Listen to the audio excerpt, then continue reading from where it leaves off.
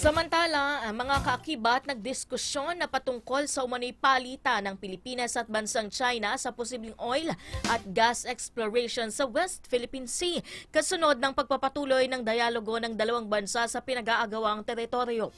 Nagsagawa ang Manila at Beijing ng 24th Foreign Ministry Consultations at 11th meeting ng bilateral consultation mechanism noong March 27 at 28 sa Quanshu City.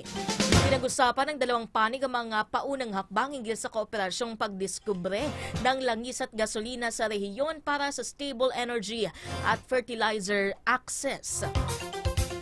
Home court yun, partner Parang na home court tayo doon Pinag-usapan ng dalawang panig ang mga paunang hakbang daan sa West Philippine Sea. Sa pagpupulong, naging prangka umano ang Pilipinas sa prinsipyo at posisyon tungkol sa mga naging insidente ng banta sa mga mangingisda at paglabag sa batas na nakakasakop sa karagatan. Kabilang dito ang United Nations Convention of the Law of the Sea o UNCLOS at 2016 South China Sea Arbitral Award ayon sa Department of Foreign Affairs o DFA. Mananatili umanong responsable at profesional ang Pilipinas sa pamamahala ng diskusyong pangrehiyon.